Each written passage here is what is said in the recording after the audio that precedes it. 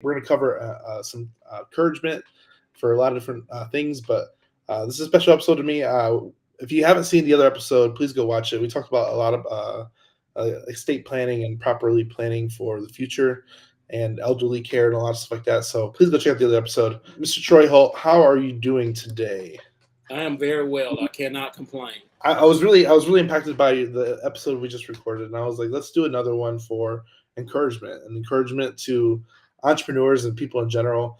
I think a lot of people struggle and have a lot more issues that they don't want to face, and sometimes they just need a little bit of encouragement, a little bit of love, and sometimes it's just attention. A lot of people are connected in a lot of different ways. What's some encouragement you have towards entrepreneurs? I think a lot of my honest entrepreneurs. Can you say some words of encouragement in general? I don't know. This is kind of off the hip and off the cuff. Yeah, a couple of things that I'll say is, number one is that failure is not final. So many times we look at failure as the finality, or we look at it as sometimes death. Failure is simply a learning. There's a book by John Maxwell. Sometimes you win, sometimes you learn. Instead of sometimes you lose, sometimes you learn. So we learn more.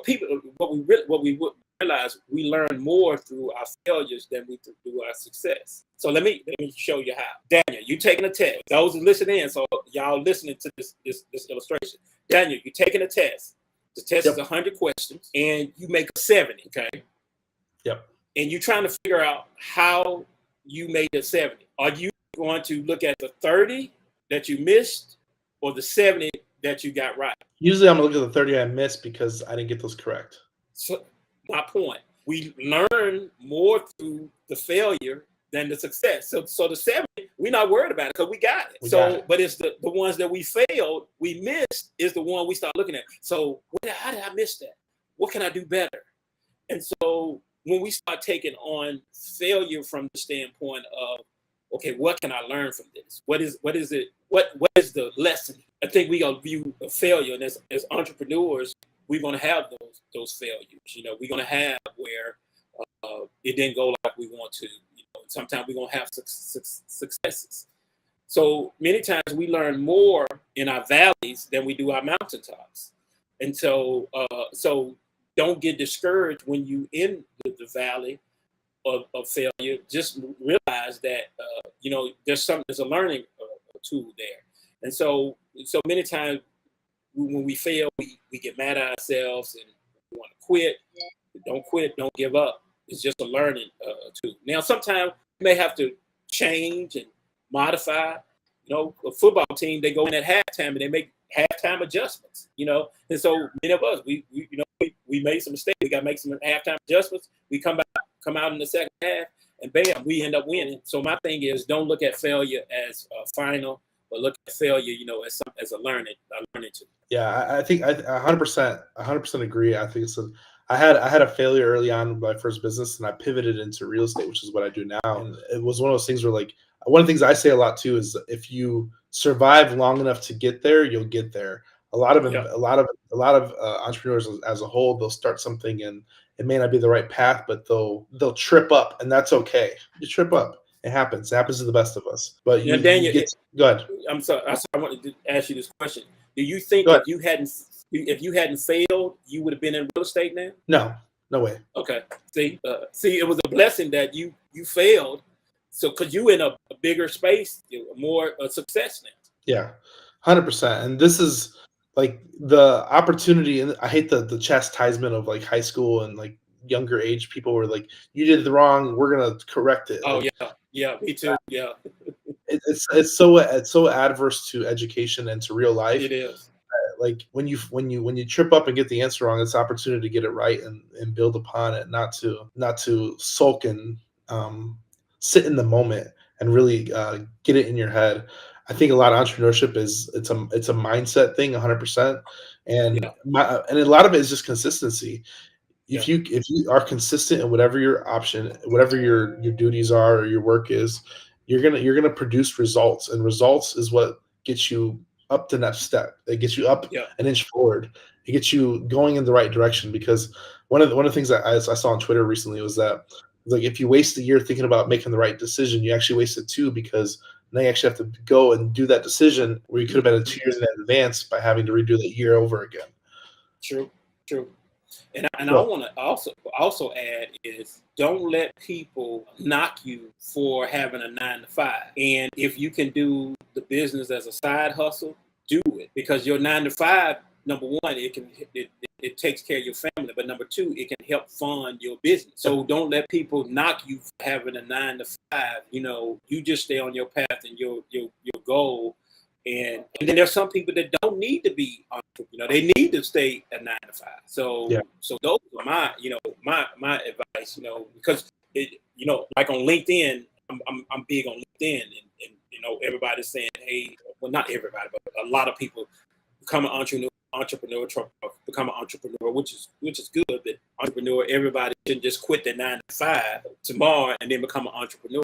So it's okay to take your time because everybody's on a different path. This show is sponsored by HiveMind CRM. It is more than just a CRM. It is a real estate and business mastermind that comes with an all-in-one CRM. You can have unlimited websites and users. You can call, text, RVM, and email all in one user interface. And you can set up custom automations for any type and multiple businesses. 65% of companies start using a CRM system within the first 5 years of business. Once implemented, the HiveMind will save you on marketing, give you more time, and make more money. One of our users had his first $100,000 month using our system in June. We want to see you automate and accelerate your business. Text us at 210-972-1842 for future meetings, and of course to get our $1 course on how to make more than 6 figures on one land deal. You can schedule your free demo today at hivemindcrm.io. Yeah, and it doesn't even matter your age either. Like people don't look at the 20-year-old success and you're in your 30s or 40s. Like everybody has their own time and their own path to get where they need to be, or want to be. Yeah, true. Remember Colonel Sanders? I think he was older than that. I think he was in his 60s. Yeah. Oh wow. Yeah. So everybody likes Colonel Sanders, and that's a great example. Is that in his 60s, 50s? I'm sure Troy's right and I'm wrong. No, I remember reading. I don't know the exact age, but I think he was in his 60s. There you go. And it's different. It's different motivations. Like his motivation might have been right at that time to give him the energy to do what he needed to do to create that. A lot of it's underlying motivation. It could be timing. It could be not the right project. It might not be your passion. And I think a lot of people, they struggle with that too. Is that if you're not doing something you're passionate about, you're going to burn out very, very easily and very, very fast.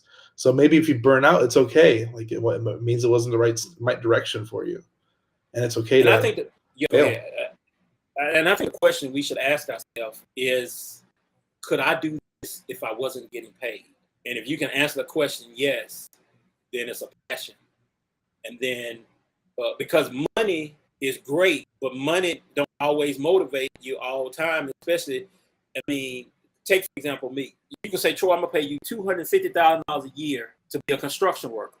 I don't like working outside. I don't like construction work. I may work 3 months, and then after 3 months, I'm gonna quit because it's just not me. I'm not passionate about it. I don't like that type of work. So, and shout out to the construction workers. There's nothing wrong with it. It's just I don't like the type of work. So let me be inside in the office where it's AC, okay? And so that $250,000, you put it out there, man. I can't do this because I'm not passionate about it. So ask yourself, can you do this if you don't get paid? And that'll give you the answer to your passion. And if you can do that and continue to do that, I believe it'll open up doors for you to be able to not only operate in your passion, but also get the pay. One thing I'll say to that too is that usually when you get to that number you want to hit, it's okay. Like it's okay to pivot and do something else too, because there's a lot of ways to get rich, and then once you get rich, you're like, okay, what do I do now? Yeah. what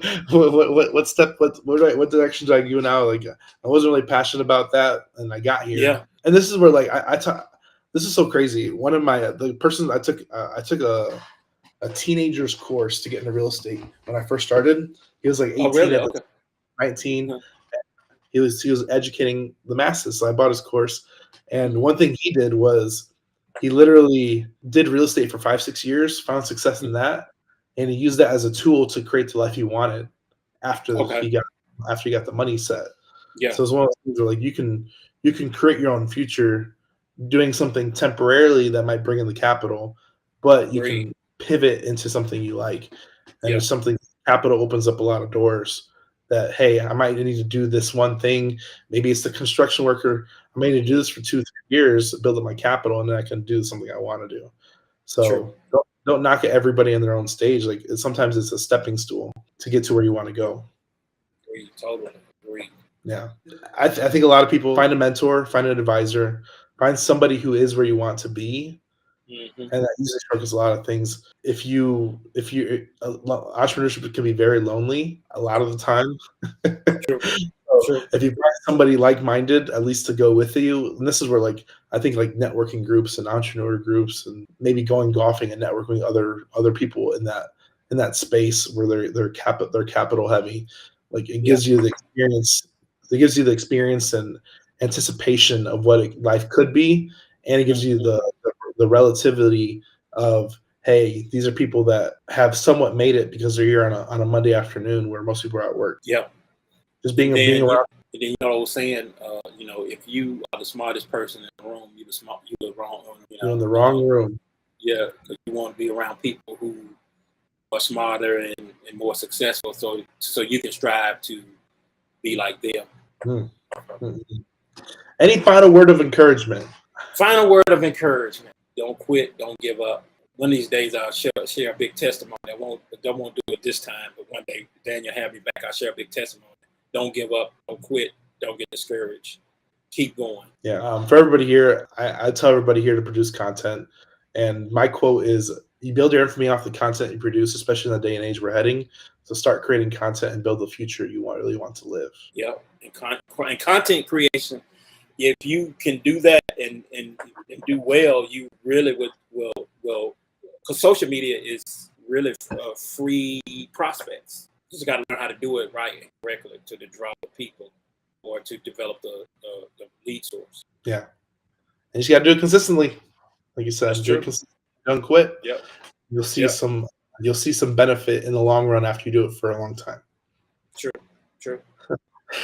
Well, where can people find you online? We got TroyHolt.com. You do consulting for wealth education and wealth planning, correct? And then we also have the Troy Talk Show, which is on Apple, Spotify, and soon to be on YouTube because he's trying to get on YouTube. So definitely go check out Troy's podcast. Troy, I really appreciate you coming on today. I really appreciate you providing encouragement to a lot of people listening today. And I hope you go check out his other episode. We talk a lot about important topics. And thanks for coming on today, Troy. I really appreciate your time. I think we covered a lot of good things. Hopefully we'll make a difference in this hour we spent together. Hopefully we'll make a difference in the world somewhere. Yes. Thanks for coming on. I appreciate your time. If you like this episode, please go share it with a friend. Go subscribe and leave us a review. Tell a friend about it. We'll see you on the next episode. Thanks for coming, guys. We'll see you on the next one. Bye, guys. Again, Daniel. Thanks for watching this YouTube video. We hope you found value. Please like, subscribe, and hit the bell to watch more videos just like this one.